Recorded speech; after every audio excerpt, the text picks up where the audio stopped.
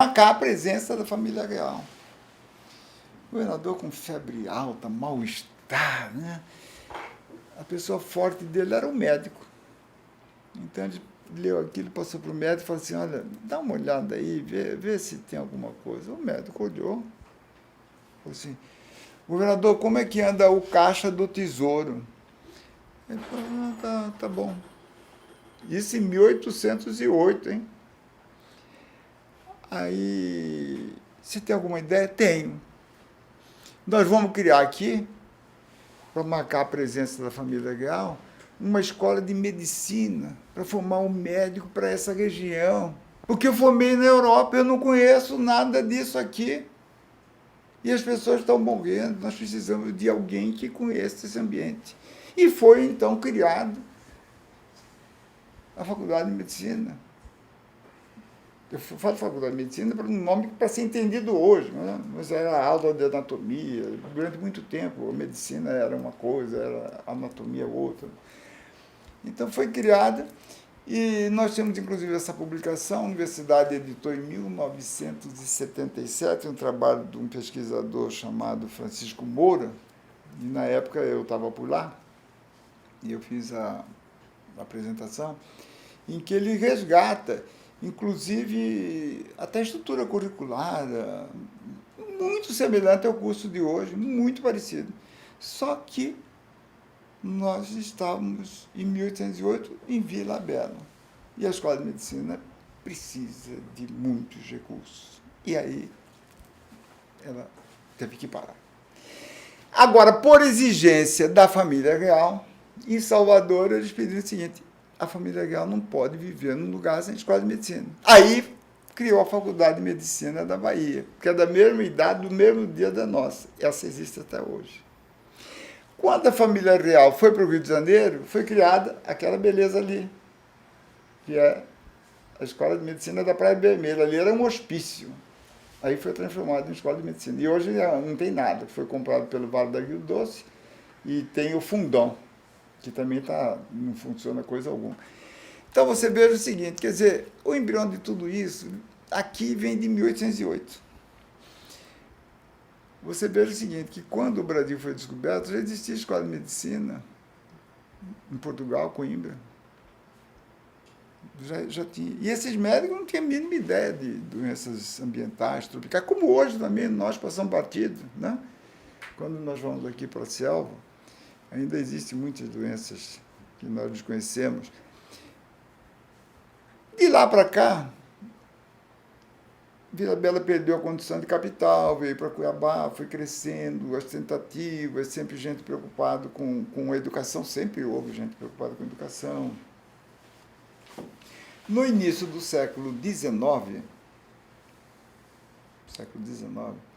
já havia uma preocupação grande no início, tanto que o governador Costa Marques, e depois o Celestino concluiu, eles falam o seguinte, olha, a gente fala tanto em Palácio do Governo, Palácio da Justiça, Palácio do não sei o quê, eu quero colocar a educação nesse nível de palácio. E foi ao Rio pedir um projeto arquitetônico ambicioso, maravilhoso, lindo, para ser uma escola. É o prédio do Palácio da Instrução. Palácio da Instrução. Você vê que não é escola. Eles já tinham visão de educação e de instrução. Até hoje é muito bonito. Para mim, é o prédio mais bonito que é o Palácio da Instrução. E esse projeto foi feito no Rio de Janeiro. E claro que tinha que vir um engenheiro para acompanhar. Aqui nós não tínhamos ainda. Quem que vem? Tem que ser um engenheiro novo, que não tem família ainda constituída, com muitos membros, ou está começando a vida, né? Não é famoso, etc. E escolheram um engenheirinho novo, mas ele já era casado, tinha uma filhazinha e tal, Dr. Melo. E ele veio construir. Você imagina aquilo em 1913, em 1914, a inauguração daquele prédio. Diz o Rubens de Mendonça que no dia da inauguração era tanto avançado o projeto para Cuiabá que o Dr. Melo teve que subir, sair lá em cima, na sacada, saudar o público, o governador subir, porque tinha medo de desabar, porque nós não tínhamos cimento, não tinha nada. É uma coisa maravilhosa. Porque a verdadeira história não foi escrita, gente. Eu convivi com o Rubens de Mendonça profundamente, com o Estevão de Mundense, e a história que existe aí é a história contada pelo historiador, mas a história verdadeira, essa não é contada, essa é via oral. Eu conheço a história da Guerra do Paraguai por Rubens de Mendonça, totalmente diferente do que eu estudei nos livros. Eu vou citar um exemplo aqui. Você sabe que o primeiro presidente da República, Marechal Deodoro, ele se casou em Cuiabá? Pois é. E sabia as condições do casamento? Pois é. O Rubens me contou, mas não vou contar aqui, senão não há fita que aguenta. Né? Mas então, foi construído o Palácio da Instrução e foram importados professores de fora de São Paulo. E aqui nós tínhamos pessoas ilustres também, né? Pessoas ilustres. E era uma escola que formava os alunos. Esses alunos saíam aí da época, falavam quinto ano, né? Preparados para entrar na universidade com 16 anos. E tem gerações e gerações que passaram por ali. Eu estudei no Palácio da Instrução. Palácio da Instrução. Até hoje é o Palácio da Instrução. Agora, veja o tipo de escola que nós temos hoje. Porque o aluno, ele quando vai para a escola tem que ser melhor do que a casa dele.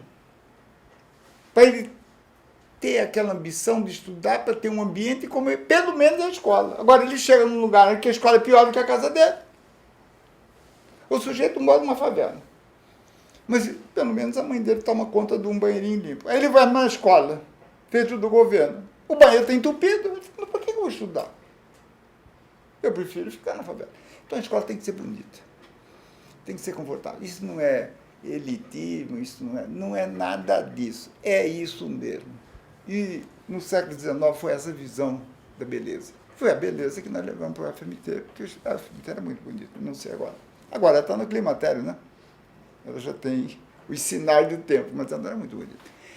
Então, começou a luta, tentativas de ensino superior, de melhoria do ensino, e os jovenzinhos, que era uma minoria que estudava, a maioria ficava.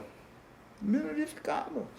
Porque o Cuiabá tinha muito da parte tribal, por exemplo. Uma família de 18 pessoas, nem todos eram obrigados a trabalhar. 5 ou 6 trabalhavam, dividia, todo mundo vivia bem. Domingo estava com um terninho branco, passado, engomado, se sentasse, quebrava, ia tomar sua cervejinha e voltar para casa, né? Com maior dignidade. Então, é o negócio do tribal, né? Era socializado. Muito difícil uma família grande, todo mundo trabalhar. Hoje não, hoje trabalha mãe, pai, filho, para nada, para destruir. Dr. Palmiro Pimenta, ele era um cidadão muito preocupado com a educação. Ele montou uma escola de direito na casa dele, funcionava à noite. Claro que fechou, não, mas funcionou. Dr. Palmiro Pimenta foi desembargador, pai do professor Renato Pimenta, da UFMT, família tradicionalíssima aqui de educadores. E ele fundou na casa dele. E outras tentativas foram indo. Aí saiu a primeira tentativa do Estado. Foi em 54, me parece, criaram uma faculdade de Direito estadual. Meu Deus, sem nenhuma estrutura, nada. Na primeira fiscalização do MEC, fecharam. Não fazia nada. Aí houve uma luta e quem decide é o político. Quem decide é o político técnico, não decide. Nós não decidimos nada. Quem decide é o político. Daí a importância de você ter políticos que vão decidir pelos interesses nossos e não deles. Mas, infelizmente, hoje eles decidem pelo interesse deles. Né? Então, houve uma decisão política e foi fundada a Faculdade Federal de Direito, que foi a primeira escola superior assim existente. Essa Faculdade de Direito ficou aí durante muitos anos, funcionava à noite e com os advogados mais conceituados, desembargadores, né? Então, para entrar na faculdade, o princípio era isso, né? Ser conceituado. O governo do Estado tenta fazer alguma coisa também para segurar um pouquinho os alunos, que é muito difícil lá fora. Aluno pobre, até hoje é difícil, sempre foi difícil. antigamente mais ainda. Então, saiu a Faculdade de Filosofia, Ciências e Letras, né? Até que chega o Pedro Oceano, e aí foi um marco na história de Mato Grosso, especialmente na história educacional. O Pedro Oceano foi um marco, queiram ou não queiram. Porque ele teve a coragem de entrar para governar um estado curral e não lotear o curral, nem fazer a redistribuição do gado. E o gado de maior qualidade que tem são os jovens. Ele falou o seguinte: isso aqui pode ficar com vocês, mas a educação, quem vai escolher o secretário é o Ministério da Educação. E o Ministério da Educação que escolheu o primeiro secretário de Educação do Pedro Oceano, que o professor nunca tinha visto falar.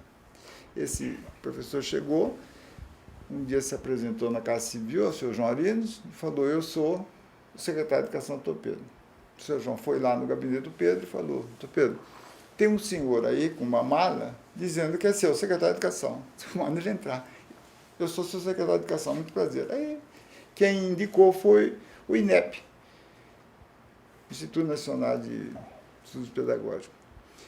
E ele começou o trabalho. E foi uma luta muito grande, porque essa questão do loteamento do poder, essa questão de você desmantelar os currais, de distribuir, e dar oportunidade, porque as pessoas do poder, elas têm noção que elas têm que proteger o poder. Que se der oportunidade, desorganiza tudo. Então, antes do Pedro Oceano é o seguinte: o filho do porteiro do cemitério nascia. Aí todo mundo ia visitar. Tomara que esse menino seja igual ao pai dele. Olha, minha mãe, quando morreu, ele foi tão atencioso. Porque ele ia ser porteiro do cemitério. Ele ia ser porteiro do cemitério. O filho do carroceiro. O pai dele foi um bom carroceiro. O filho do pedreiro. O filho do dono do bar. O filho do médico, o filho do gerente do Banco do Brasil, do advogado. O Pedro Oceano chegou e falou: ó, vamos zerar tudo e todo mundo vai ser o que for. Aí foi um negócio complicou. Porque quem tinha o poder falou: meu Deus do céu, quer dizer que desembargador não vai ser mais de família? Quer dizer que o meu motorista pode ter um filho médico? A minha empregada vai ter uma filha enfermeira, vai ter uma filha médica, engenheira? E é isso que aconteceu. Então, olha, o Pedro Oceano, ele fez tudo. E criou duas estruturas, porque Mato Grosso não era dividido, para funcionar duas universidades. Uma estrutura em Campo Grande, que era o Instituto de Ciências Biológicas. Então, teoricamente, era o seguinte: a parte biológica, que depende mais, né, de professores de grandes centros, São Paulo, Paraná, ficava no sul. E formação de professor tecnológico em Cuiabá. Então, aqui nós tivemos o ICLC, Estrutura de Universidade, e lá... Em 1968, eu era secretário de Educação do Pedro. Eu era secretário de Educação do Pedro. Porque o outro ficou pouco tempo que houve uma rejeição, uma rejeição da prótese, né? E ele procurou um centro que não entendia. Um entendia muito e outro não entendia nada. Mas ele não queria nenhum componente do curral. E eu não era componente do curral. Então, o que aconteceu? Em 66, ele criou, em 68, ele criava no mesmo dia, na mesma hora, tem que se publicar no mesmo diário oficial. Cria em Cuiabá a Faculdade de Engenharia Civil, tanto que a Engenharia Civil é de 66. E em Campo Grande, Medicina. Antes, saiu em Campo Grande a Faculdade de Farmácia, e aqui saía Filosofia, Ciências e Letras, por causa da rivalidade. Então ele falou: olha, vai ter duas universidades, uma no sul e uma no... E aí vem aquela história que você já conhece, né? E como que foi para ser o reitor da Universidade Federal de Mato Grosso? Olha, vocês vão ficar muito decepcionados comigo agora, porque vocês vieram me entrevistar porque eu sou o quê? Reitor? Porque é uma pessoa especial. Não, reitor, né? Eu nunca fui reitor. Eu tenho um título que só eu vou ter na universidade e que me honra muito. Eu sou pro tempore. Os outros foram reitores, meus queridos sucessores. Eles foram reitores, mas eu não fui. É a primeira vez que eu falo isso para a história, porque eu só falo isso para a história. Olha, tanto que eu fui reitor de portaria. O ministro João Passarinho ensinou uma portaria no dia 16 de março de 1971. Vou te explicar por que eu guardo data. Eu sou péssimo para data. É que, naquela época, a mudança do governo era 15 de março. E meu mandato na secretaria terminou dia 15 de março. No dia 16, o ministro da Educação me nomeia reitor pro tempore. Eu me lembro que na primeira visita que ele veio aqui, um jornalista famoso perguntou o seguinte, porque havia sempre aqueles movimentos políticos, etc., tal, né, porque é um cargo muito político, e perguntou para o ministro Passarinho o seguinte, o Gabriel, ele é pro tempore, quer dizer, ele pode ficar hoje, amanhã, depois e tal. Quanto tempo ele vai ficar? 20 anos. E eu não fiquei 20 anos porque no final eu não aceitei, entendeu? Porque, como eu disse para vocês, na vida tudo é emoção. E o combustível da emoção você tem em quantidade quando você começa um programa. E isso não faltou na universidade. Depois começa a falhar. As coisas começam a acomodar, a poeira começa a sentar. E aí você vê que chegou o momento da renovação. Eu sou a favor da renovação, sempre fui. Eu agora implantei não, eu fui o primeiro presidente da Academia de Medicina. Podia ser eleito, mas eu não aceitei não. Porque eu acho que tem que mexer, né? Tem que mexer. Eu fui o primeiro secretário de Educação. A segunda experiência não foi boa, fui 2 vezes, né? Eu fui o primeiro diretor da Adalto Botelho, porque até então era coluna de alienados. Eu fui o primeiro filho. Né? Então, essa coisa de... Não é que eu procuro numerologia, não procuro, não. Nessa entrevista eu sou segundo, né? Essa entrevista, mas o Atílio é mais velho que eu. Tem isso, né? Mas então... Eu não fui reitor, eu fui pro tempore, porque não existia. Não existia. É a mesma coisa do que eu falar de uma coisa que eu não tenho. Vocês querem passear de helicóptero? Mas eu não tenho helicóptero. Bom, então você vai ter que arrumar um helicóptero para a gente passear. Foi mais ou menos isso que aconteceu comigo. Vocês estão falando com o pro tempore da UFMT. Daqui a 100 anos, e falta pouco, porque a universidade tem 40, daqui a 60, 100. Aí o historiador, super complicado, né, da época, me perdoa, tá, historiador? Ele vai querer saber o seguinte, como que começou tudo isso? E ele vai ouvir um depoimento de um que não foi reitor, que foi pró-tempo. Eu fui pró-tempo. Eu nunca fui votado. Agora, eu também não sou nenhum indivíduo sem sentimento. E eu sei do sentimento das pessoas que trabalharam comigo e do que ficou implantado ali e do que eu sinto pela universidade. Mas isso ninguém diz, isso é meu, eu sei. Como que era a pesquisa? Tinha uma preocupação com a pesquisa? A cidade científica de Humboldt, o que essa semente deixou para a universidade? Ô, Fernando, eu sempre achei que a gente nunca deve menosprezar os valores regionais, a sabedoria popular. E eu sempre valorizei, antes de tudo, os valores regionais, a sabedoria popular. E foi exatamente essa sabedoria popular, esses valores, essas observações, que fizeram a universidade grande. Nós tínhamos exata consciência, apesar de não entender nada de educação à época, que, item 1, nós não queríamos ser apenas um número de estatística na linha do MEC. Agora nós temos mais uma federal. Não, nós nunca... Segundo, Mato Grosso é um estado muito pobre. Então seria um luxo desnecessário uma universidade formando eruditos, sem ouvidos, cegos, ambiciosos. Nós tínhamos que, claro, formar gente, que agora falam recursos humanos, eu acho horrível essa palavra. Nós tínhamos que formar gente, não é recursos humanos. Recursos humanos parece recursos financeiros, né? Mas gente para onde? Para ir para São Paulo? Para os Estados Unidos? Não, gente para conquistar o nosso Estado. Nós tínhamos que manter preservada a nossa cultura. Que um povo que não preserva a sua cultura, ela não tem futuro. Então, nós começamos pelas coisas simples, que nós não fomos compilar de livro, nem fomos para o exterior, nada, não viajamos, apenas nós tínhamos uma mesa que não tinha cabeceira, em que todos tinham o mesmo valor e o mesmo nível. E todos nós decidimos, sempre foi um colegiado que decidia, sem nenhuma coisa de vaidade. Se a universidade tivesse na sua semente vaidade, ela teria sucumbido. Não existia isso.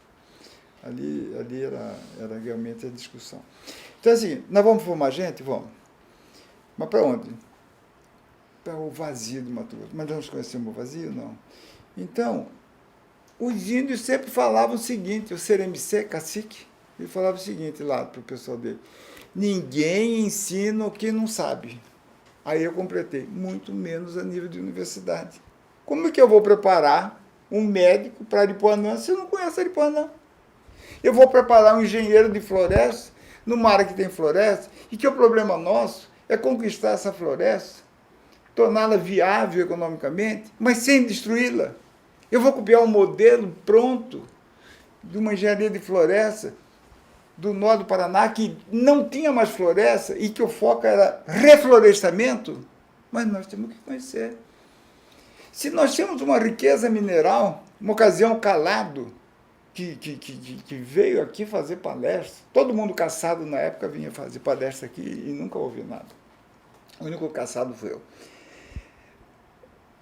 Ele uma vez escreveu um editorial do Jornal do Brasil dizendo assim, cofre fechado, depois que ele passou na UFMT.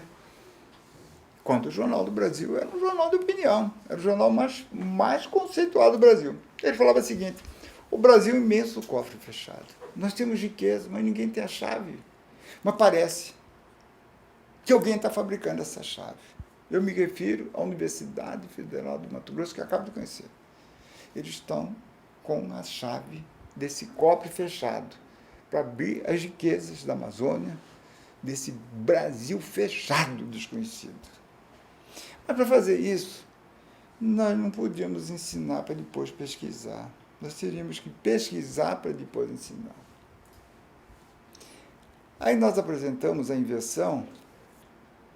Por que tem que ensinar e depois pesquisar? Por que não pesquisa e depois ensina? A partir da pesquisa, você vai ter dados, mesmo empíricos, que aqui na base, os técnicos, os professores vão traduzir em currículos voltados para uma realidade e não voltados para uma compilação de alguma coisa que não é nossa. Que não é nossa. Daí saiu a necessidade de Humboldt, que era uma cidade científica, em plena selva amazônica, onde iriam trabalhar cientistas brasileiros e estrangeiros, sem nenhum preconceito, ia trazer as informações e os nossos currículos seriam voltados. Um administrador de empresas, PhD da USP, você coloca ele para gerenciar uma empresa numa região em que 8 meses por ano chove, ele quebra a empresa. Como é que você vai ser competente se você não teve aula de competência selvática, amazônica, chuvosa, em condições adversas? Como que você vai preparar um médico? Se o médico dele, no primeiro ano, vai se interessar por fazer lipoaspiração ou para fazer prótese de mama, nós fomos procurar, sabe quem? Noel Nutters, que era um russo, que o pai dele perdeu o navio em umas férias que passou aqui pelo sul. Ele ficou em Pernambuco, depois se tornou médico, foi o mais brasileiro dos médicos brasileiros e trabalhou com os índios. Então, o que o Noel Nunes fez? Eu tenho o documento do Nunes aqui em casa. Ele falou assim, é simples, é assim que forma o médico, como eu sou, o médico da selva, do índio e tal.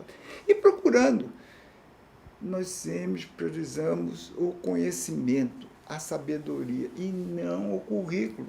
Daí, na história da universidade, no primeiro momento, nós tivemos professores que não possuíam curso superior, mas eram sábios.